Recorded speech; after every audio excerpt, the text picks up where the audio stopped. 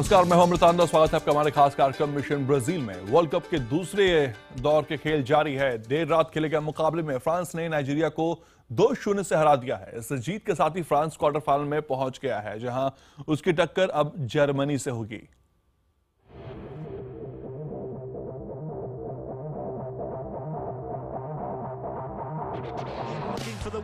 Paul Pogba के इस header के साथ ही फ्रांस का 79 मिनट से चल रहा इंतजार खत्म हो गया। रही सही कसर निकाल दी नाइजीरिया के ही डिफेंडर जोसेफ योबो ने, जो कि इंजरी टाइम में खुद के ही गोल पोस्ट में मार बैठे। फ्रांस ने नाइजीरिया को 2-0 से हराकर क्वार्टर फाइनल में जगह पक्की कर ली। वहीं नाइजीरिया तीसरी बार वर्ल्ड कप के दूसरे दौर से आगे नहीं जा सका। इससे पहले 1994 में इटली और 1998 में डेनमार्क से दूसरे दौर में हार झेलनी पड़ी थी। शुरुआती 1 घंटे तक के खेल के बाद ये नहीं कहा जा सकता था कि कौन सी टीम 19 और कौन 20 साबित होगी।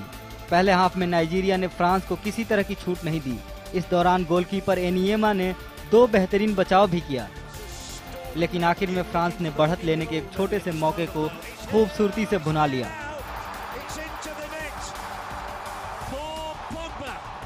पोग्बा ने कॉर्नर शॉट को हेडर के जरिए गोल पोस्ट का रास्ता दिखा दिया। ये पोग्बा का वर्ल्ड कप में पहला गोल था। वहीं फ्रांस ने इस वर्ल्ड कप में अब तक के सारे गोल बॉक्स के अंदर से ही करने के रिकॉर्ड को बरकरार रखा है। फ्रांस की टीम ने करीम बेंजेमा को बीच से आक्रमण की जिम्मेदारी देकर खिलाड़ियों का मैदान में जगह बदलना जारी रखा है। देखना यह है कि खिलाड़ियों के पोजीशन में बदलाव की ये रणनीति विरोधियों को चकमा देने में कब तक कामयाब साबित होती है।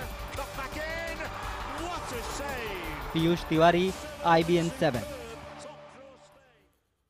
चलिए, वही फ्रांस की ओर से गोल करने वाले पॉल पोग्बा रहे मैन ऑफ द मैच और उन्हें मैन ऑफ द मैच का खिताब दिया गया। यहाँ पर कहा जाए कि काफी शानदार खेल दिखाया और यहाँ पर जीत उनके खाते में गई।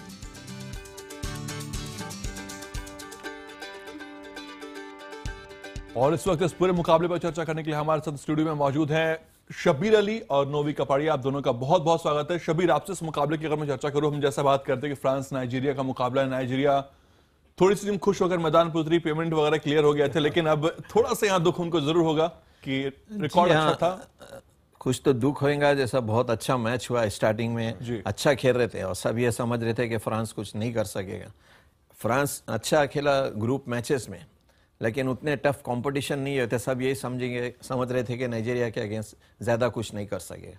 मगर जो शुरू से जैसा ग्रुप में खेले, कल भी नाइजीरिया फ्रांस वैसी गेम खेले। शुरुआत में कुछ पल्ला नाइजीरिया का स्टार्टिंग में भारी था, उसके बाद पूरा गेम कंट्रोल कर लिया। खासकर पोग्बा जैसा मिडफील्ड में खेल रहे थे। करीम को तारीफ करनी चाहिए जो ट्राई किया, अगर गोल नहीं कर सके, और पूरी टीम अच्छा खेल रही थी। शब्बीर, नोवी नहीं, देखो, फ्रांस का ने कंट्रोल किया। एक बहुत संघर्षपूर्ण मैच हुआ है और नाइजीरिया की पूरी तारीफ करने होगी कि उन्होंने भी फ्रांस को नाक में दम किया और सेकंड हाफ की शुरुआत में काफी चांसेस गिरे। उनके कोच स्टीफन केशी की मैं तारीफ करूंगा। मैंने 20 साल पहले नाइजीरिया को इटली से हारते हुए देखा, जब उन्होंने मैच में कुछ 30 या 35 फाउल किए। वो उनके गेम में परिवर्तन और क्रांति आई है। कल नाइजीरिया एक आक्रामक फ्री फ्लोइंग फुटबॉल खेले और पूरे भविष्य के लिए उनका भविष्य बहुत अच्छा है। तो वो जो पहले सिर्फ फाउल करके खेलते थे और सिर्फ धक्का मुक्की में खेलते थे, वो सारा बदल गया। हारने के बाद भी उन्होंने कोशिश की है और बहुत ही शानदार प्रदर्शन किया। अफ्रीकन फुटबॉल कल दोनों मैच हारे हैं, लेकिन गर्व से घर वापस जा सकते हैं। चलिए, बिल्कुल, बात जीत और हार की नहीं होती है, बात होती है गर्व की, और गर्व यहां पर नाइजीरिया जरूर कर रही होगी। वहीं अगर हम बात करें देर रात दूसरा मुकाबला जो जर्मनी और अल्जीरिया के बीच खेला गया, जैसा उम्मीद थी मैच कांटे की टक्कर हुई। मैच में कोई कहा नहीं जा सका पहले हाफ में दूसरे हाफ तक कौन कब इस मैच को जीत पाएगा, लेकिन मैच का फैसला अतिरिक्त समय में जाकर हुआ। जर्मनी ये मुकाबला 2-1 से जीतकर क्वार्टर फाइनल में फ्रांस से टक्कर अपनी पक्की कर ली है।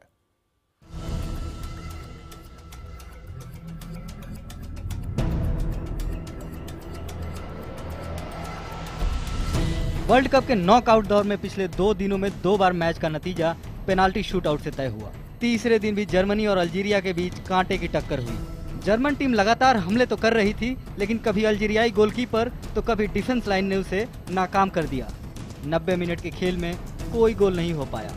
इंजरी टाइम भी गोल रहित खत्म हुआ। अब लगने लगा कि नॉकआउट दौर का तीसरा दिन भी बिना पेनाल्टी शूटआउट के नहीं गुजरेगा। लेकिन अतिरिक्त समय के खेल में अभी 2 ही मिनट हुआ था कि थॉमस मुलर के एक बेहतरीन पास पर आंद्रे शारल ने गोलकीपर को पूरी तरह से चकमा देते हुए गेंद गोल पोस्ट में डाल दी।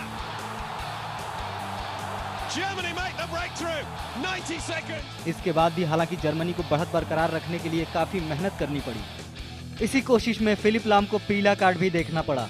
आखिरी समय के खींचतान का फायदा जर्मनी के मेसूट ओजिल को मिला, जो काफी देर से ताक में बैठे हुए थे। ओजिल ने अतिरिक्त समय खत्म होने से ठीक पहले जर्मनी का दूसरा गोल दाग दिया। लेकिन अल्जीरिया ने इस बार पलटवार करने में जरा भी देर नहीं लगाई। अभी 1 मिनट भी नहीं बीता था कि जाबोऊ ने गोल कर एक बार फिर से गोल अंतर घटाकर 2-1 कर दिया। इसी गोल अंतर के साथ जर्मनी अगले दौर में पहुंच गया। क्वार्टर फाइनल में अब जर्मनी का मुकाबला फ्रांस से होगा। चलिए, दोनों मुकाबले की बात की जाए, वाकई में शानदार मुकाबला रहा। जहां एक तरफ फ्रांस ने जीत हासिल की, वहीं दूसरे मुकाबले में जर्मनी ने जीत हासिल किया। शबीर, आप समझाएं थोड़ा सा कि फ्रांस के मुकाबले की बात करें, जर्मनी के मुकाबले की बात करें। फ्रांस ने कैसे मुकाबले को अपने पक्ष में किया, नाइजीरिया को बीट किया, मुकाबला टक्कर का था, गोल मूवमेंट कैसे बनाया उन्होंने? गोल देखिए, गोलकीपर एनियमा बहुत अच्छा खेले, अच्छे सेव किए। वैसे लोरेस भी, फ्रांस के गोलकीपर भी अच्छा किए। टक्कर का मुकाबला हुआ। कल एक कॉर्नर हुआ इधर,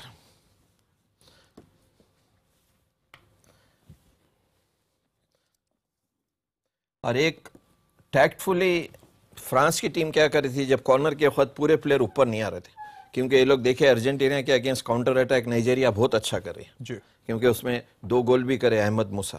तो कल कोई ऐसा काउंटर अटैक में मूवमेंट नहीं मिला, इसलिए जब कॉर्नर हो रहा था 3-4 प्लेयर ही जा रहे थे इधर, या मैक्सिमम 5, 3-4 प्लेयर इधर काउंटर अटैक के लिए रेडी थे।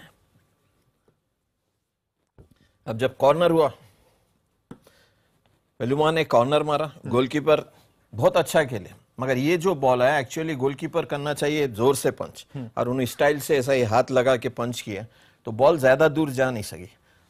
इधर करीम गए, जीरो गए, और ये बॉल पोग्बा को मिली, जो बहुत ही अच्छा कल का मैच खेले, और आसानी से ये बॉल गोल में डाल दिया उन्होंने।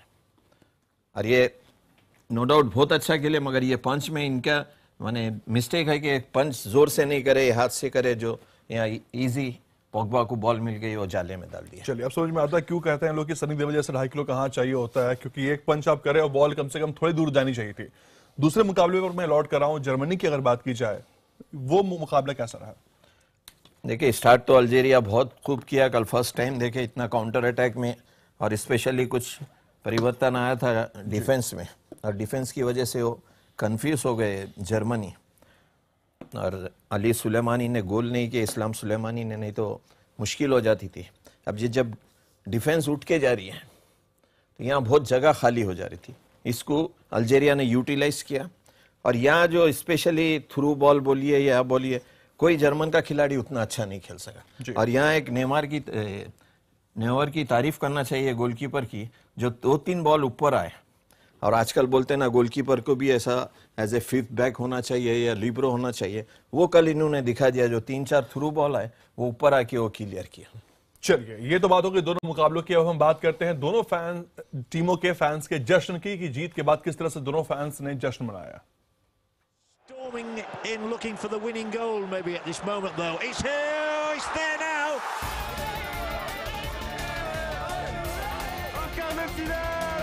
It's almost at standing space at the moment, and Griezmann has got the second.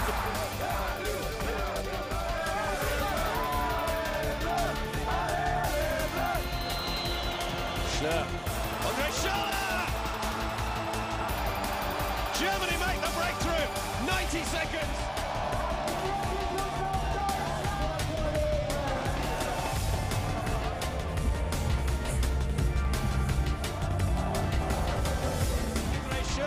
Schürrle lays it wide. Mesut Özil. Andre Schürrle cleared away off the line. Özil 2-0 Germany. Quarterfinals Germany.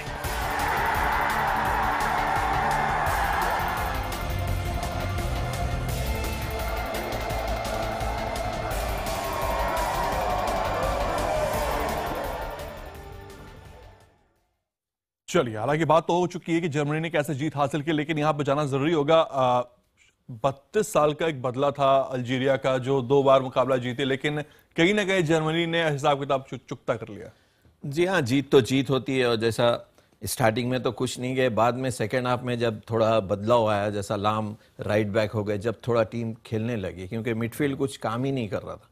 और कल पहली बार देखे Germany इतना defence माने week नजर आई, जो through ball में, जैसा मैं बोला फ्रांस में एक बार नाइजीरिया कर नहीं सकी, जर्मनी बार बार उसमें बीट हो रही थी। तो बैड लक थे, अल्जीरिया गोल नहीं कर सका, और गोलकीपर की तारीफ करना होगी जो ऊपर आके 2-3 अच्छे सेव कर दिए, नहीं तो स्टोरी कुछ डिफरेंट हो सकती थी। फिर जैसा बोले बड़ी टीम बड़ी होती है, माने लास्ट मोमेंट में लोग कुछ चांसेस मिले वो यूटिलाइज करे। और यहाँ और एक बात बोलूँगा, जो दूसरा गोल खासकर हुआ वो ओजिल की तारीफ करना चाहिए, हालांकि वो मार सकते थे, मगर जैसा टीम के लिए खेल के वो फिर शुरले को पास दिए, और शुरले ने शॉट मारी, वो फिर बॉल ओजिल का नहीं आया और अच्छे से प्लेस कर दिया। ये टीम स्पिरिट यहाँ देखने को मिली कल के जर्मन टीम में क्या होती है बोले। नोवी नहीं, देखो जर्मनी का ये था कि डिफेंस थोड़ी मतलब इतनी तेज नहीं थी, फास्ट पेस डिफेंस नहीं था, कोई भी फास्ट प्लेयर नहीं था, और उनका खास डिफेंडर हुमेल्स बीमारी के वजह खेल नहीं सका, तो वो अल्जीरिया ने फायदा उठाया उसका, और खैर नॉयर ने बचाया। जब कभी होता है ना, इतिहास एक्सीडेंट से बनता है। मुझे लग रहा है अब जर्मनी को अपनी टीम मिल गई है, सामी खदेरा के आने से फिलिप लाम अपने सही पोजीशन पे पहुंच गए राइट बैक, उसके बाद जर्मनी हावी होगी। और जो ये जर्मनी कमबैक करते हैं, हम 1954 से देख रहे हैं, ये 60 साल है, ये जर्मनी ऐसी टीम है अंतिम समय तक कभी हार नहीं मानती, और जब भी मैच फंसता है,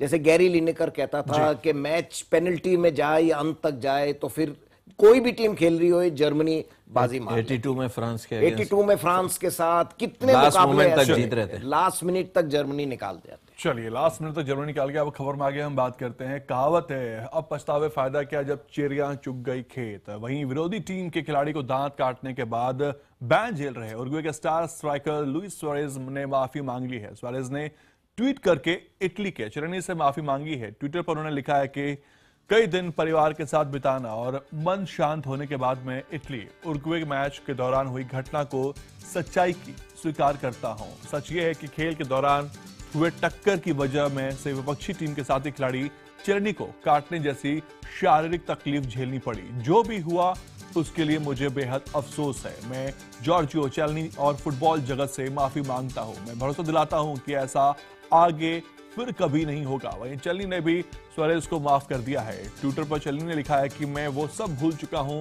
मैं उम्मीद करता हूं कि फीफा आपके निलंबन पर कम करने का विचार करेगी।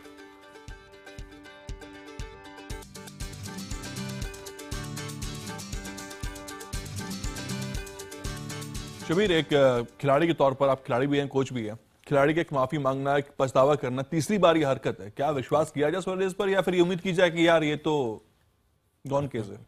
ना, कुछ दोनों बोल सकते। चलिए माफी तो मांगे, मगर जब इतने बड़े खिलाड़ी हम लोग शुरू से हो रहे हैं, अब रोल मॉडल हो गए, और इसके बाद बार बार ये हरकत करना ठीक नहीं है। और ठीक है, छोटा मोटा खिलाड़ी, कोई नया खिलाड़ी अगर ऐसा, और बार बार एक ही हद तक, जब कोई एक प्लेयर को या कोई एक आदमी को जब पोजीशन मिल जाता है, उसको मेंटेन करना, माने थोड़ा जैसा बोलते हैं ना, ऊपर जाने के लिए इजी है मगर वहां रहना थोड़ा मुश्किल है, तो वही हिसाब ऐसी लग रहा है। इतना पोजीशन मिल गया, इतना अच्छा खेले, मगर फिर उसके बाद एक हरकत वही पुरानी करे, उसके वजह से पूरा जो अच्छा काम किए थे वो सब खत्म हो गया। चलिए, देखना होगा कि सुआरेज ने जो माफी मांगी है वो दिल से मांगी है या फिर नहीं मांगी है। फिलहाल यहाँ वक्त है छोटे से ब्रेक का, अब बने रहिए हमारे साथ।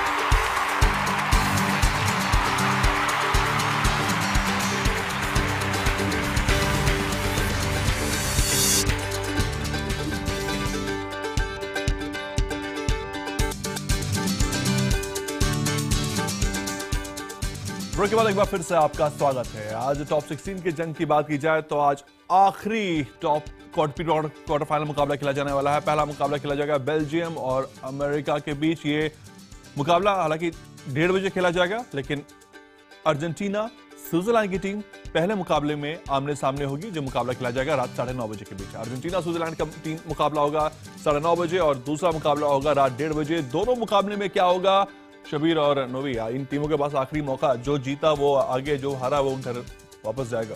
अर्जेंटीना स्विट्जरलैंड की बात की जाए, टीमें काफी कॉन्फिडेंस में है, लेकिन मेसी और स्विट्जरलैंड का मुकाबला है, ये गलत ना होगा?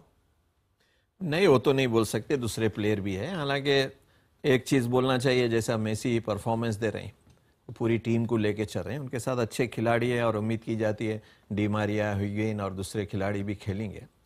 अगर उधर शाकिर, ये देखना है क्या करना है, दोनों महान कोच है, इधर साबेला उधर हिट्सफील्ड, और उम्मीद की जा सकती है कि एक अच्छा मुकाबला होगा। मगर परफॉर्मेंस के हिसाब से, पेपर के हिसाब से देखे तो माने अर्जेंटीना का पल्ला भारी है और उम्मीद है कि मेसी भी आज कुछ और अच्छे गोल करेंगे या कुछ करेंगे। चलिए, वैसे भी नोवी, गोल्डन बूट की रेस में मेसी दूसरे नंबर पर हैं, रॉड्रिगेज उनसे एक गोल आगे हैं। आज लगता है कि मौका है मेसी के पास, ये सोने का जूता नहीं छोड़ने वाले वो। नहीं, मौका है, लेकिन यह स्विट्जरलैंड का भी हिट्सफील्ड, जैसे शाबिर बता रहे, बहुत ही माने चतुर कोच है। और स्विट्जरलैंड का डिफेंस पूरा खेल होगा कि लिक्स्टाइनर, रॉड्रिगेज जो लेफ्ट विंग बैक है, और दो उनके सेंट्रल डिफेंडर सेंदरोस और जूरू, वो किस तरह मैनेज कर पाएंगे अर्जेंटीना का आक्रमण पे। और लिक्स्टाइनर और रॉड्रिगेज ऊपर भी जाते आक्रमण में, तो ये बहुत मजेदार मैच होगा, क्योंकि अर्जेंटीना के भी ज़ैबलेटा और रोयो आक्रमण पे आते, तो दोनों फ्लैंक्स से काफी आक्रमण होंगे। चलिए, मौसम के अनुसार और मेसी का चतुराई, उससे अर्जेंटीना को कुछ एडवांटेज है, लेकिन ये भी एक बहुत शानदार मुकाबला होने वाला। देखना होगा कि इस मुकाबले में जीत किसकी होती है। लेकिन बेल्जियम और अमेरिका की बात की जाए यहाँ पर, शबीर क्या लगता है, ये मुकाबला बेल्जियम अमेरिका शायद थोड़ा सा एडवांटेज लेके जा रही है? नहीं, on paper, on performance Belgium जैसा अच्छा खेले, एक बार वर्ल्ड कप में यहाँ भी अच्छा खेले, क्वालिफाइंग में बहुत अच्छा खेले। वैसे यूएसए भी बहुत अच्छा खेली है, मगर यहाँ असल टफ फाइट अभी बेल्जियम को मिलेगा। जैसा इतने मैचेस खेल के आज देखना है कंपनी जो कैप्टन है उनके टीम के कैसा प्रदर्शन करते हैं, और ये हाई टाइम है, स्पेशली एडन हजार्ड, फ्लेनी या डोरजी जो गोल करे थे, प्लस जो बहुत ज़्यादा एक्सपेक्ट कर रहे थे लुकाकू से, वो अभी तक कुछ नहीं कर सकते, मालूम नहीं खेलते। तो अगर ये लोग एज ए टीम खेले तो यूएसए के लिए मुश्किल होगा। At the same time Klinsmann है, उधर यूएसए भी बहुत अच्छा खेल रही है। नोवी, वक्त कम है, जवाब आपसे जानना चाहूंगा। जोजी अल्टडोर वापस आ रहे अमेरिका के लिए, तो उनका आक्रमण में भी ज्यादा बेहतर होगा, लेकिन बेल्जियम में ओवरऑल स्किल ज्यादा है। और जो एडन हैजार्ड अपनी जो एबिलिटी पे खेले, और बेसिक जो शाबिर बता रहे, गोल स्कोरर चाहिए, ये बिल्कुल एक गोल का मैच है। और जितना बेल्जियम का एक्स्ट्रा सब्स्टिट्यूट किया और आखिरी मौके बिल्कुल वो एडवांटेज है बेल्जियम का कि सब्स्टिट्यूट और पेशेवर फुटबॉल, तो मेरे हिसाब से तो एडवांटेज बेल्जियम। चलिए, शबीर और नोवी दोनों का ये कॉन्फिडेंस है कि कहीं ना कहीं दूसरे मुकाबले में बेल्जियम अमेरिका पर जीत हासिल कर रहा है और क्वार्टर फाइनल में जगह पक्की कर रहा है। फिलहाल आप दोनों का इस तमाम चर्चा में जुड़ने के लिए बहुत बहुत शुक्रिया। फिलहाल यहाँ आने के छोटा सा ब्रेक के बाद भी IBN7 पर खबरों का सिलसिला जारी है।